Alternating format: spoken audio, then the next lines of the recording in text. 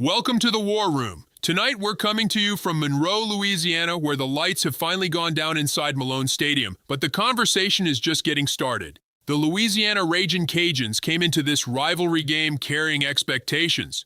They came in carrying pressure, and they came in carrying one very important item on the athletic director's checklist. Beat UL Monroe. Tonight they got it done, but not before giving every Louisiana fan in attendance a heart attack.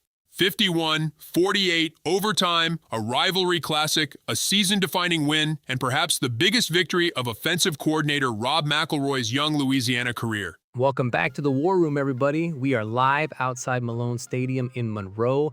The fans are still filing out behind us. The Louisiana band just wrapped up, and I don't know about you, Trey, but I still haven't fully processed what we just watched. I haven't either. And before we get started, we owe everybody an apology. We absolutely do. Earlier this week, we spent time talking about Georgia Southern.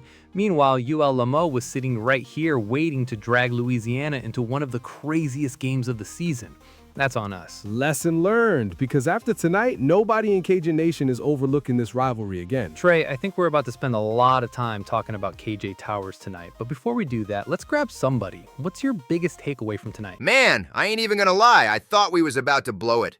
When Monroe tied that game up, everybody around me was looking sick. But that throw KJ made to Shelton Sampson, that's the moment I knew we were gonna win.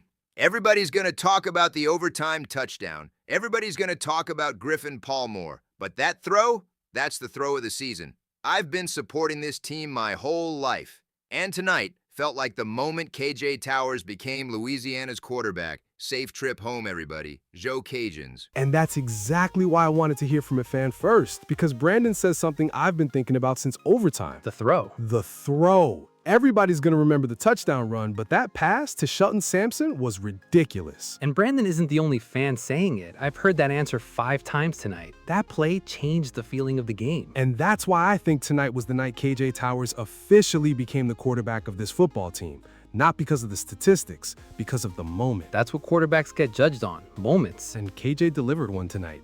Let's hit a super chat. $5 from Cajun King 337. Trey, apologize to KJ Towers. No. There it is. I ain't apologizing for asking questions. That's my job.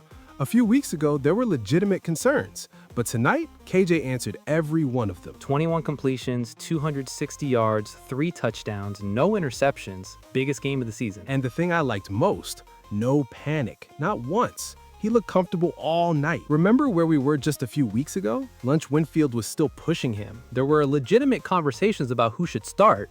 Now, this feels different. This feels like KJ's football team. And let's talk about Shelton Sampson Jr., because KJ wasn't doing this by himself. 6 catches, 126 yards, 3 touchdowns. That's a video game stat line. The connection between those two keeps growing every week. And if defenses start loading the box to stop Griffin Palmore, Sampson is going to keep them paying. He's becoming the guy defenses fear. You can see it.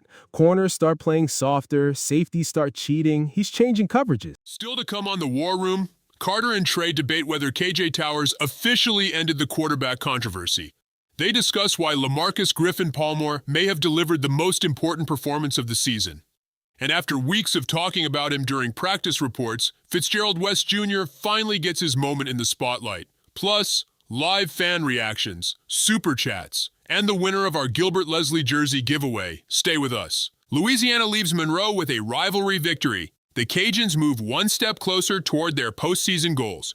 The athletic director gets the win he demanded, and Rob McElroy's offense once again proves it can carry this football team when the pressure is at its highest. Let's talk about the man who slammed the door shut, LaMarcus Griffin Palmore. 31 carries, 156 yards, 3 touchdowns, game winner. That's a grown man football game. What impressed me wasn't the touchdowns, it was the fourth quarter. You could see ULM getting tired. You could see Louisiana leaning on them. That's what Coach McElroy wants this offense to become. Physical, relentless. And when overtime started, everybody in the stadium knew where the ball was going. Didn't matter. That's trust. That's leadership. That's why veterans matter. Now let's take our victory lap. I was waiting for this. All week, practice reports, insider notes, one name kept coming up. Fitzgerald West Jr. And tonight, he showed exactly why. 2 tackles for loss, half a sack, pressure all night. The stat sheet won't tell the whole story. the film will. We've been talking about him for weeks. Tonight, everybody else saw what the coaching staff has been seeing. But now we gotta talk about the ugly. I know where this is going. 453 passing yards. That's where it's going. Fair. That's unacceptable.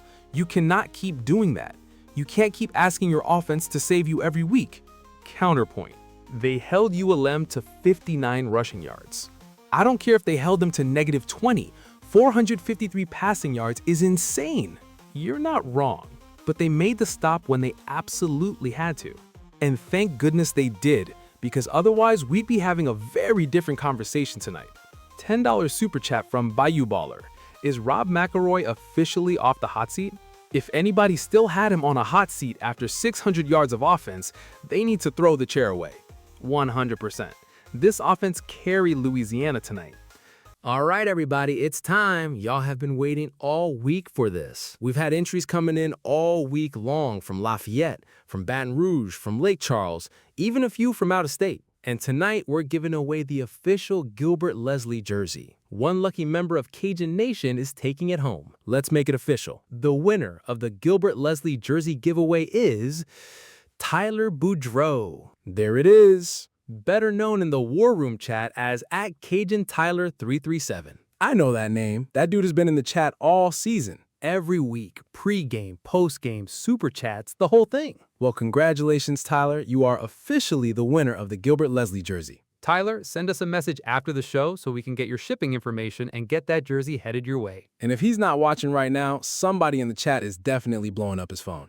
Congratulations again to Tyler Boudreau, aka @CajunTyler337, our Gilbert Leslie jersey giveaway winner. And don't worry, folks, this won't be the last giveaway. We've got more coming before the season is over. Before we get out of here tonight, let's grab one more fan, because I think this game means something different depending on who you ask. Absolutely. Some fans are talking about KJ, some are talking about Griffin Palmore, some are just happy they survived. Let's hear from somebody. I can't even feel my voice right now. I've been screaming for like 4 hours. But man, this one means everything. Everything. This is the rivalry game. This is the game everybody circles. This is the one you talk about all year. And when Monroe kept coming back, I was nervous. Everybody was nervous. But this team never quit. KJ never quit. The offense never quit. And Griffin Palmore was just unbelievable. I'm telling y'all right now, if this team keeps fighting like that, nobody's going to want to play them in a bowl game. Go Cajuns! That's probably the most honest answer we've heard all night. No question. You can hear it in his voice. That wasn't analysis. That was emotion. And that's what rivalry games are. Nobody remembers every statistic. People remember how it felt. And right now, Louisiana fans feel relieved. They feel excited. And maybe most importantly, they feel hopeful. Because this season looked very different a few weeks ago. Now, you're bowl eligible, you beat your rival, you completed one of the biggest athletic director requirements of the season, and your freshman quarterback is getting better every week. That's why tonight matters. Not because Louisiana played perfect football, because they found a way to win when everything was on the line. And those are the kinds of wins that can change a season. For Trey Goodry, I'm Carter LeBlanc. And for everybody joining us live from Monroe, we'll see you next time on The War Room. Go Cajuns! For Carter LeBlanc and Trey Guidry, I'm Andre Fontenot. Thank you for joining us for this special live edition of The War Room. Good night from Monroe. And as always, Go Cajuns!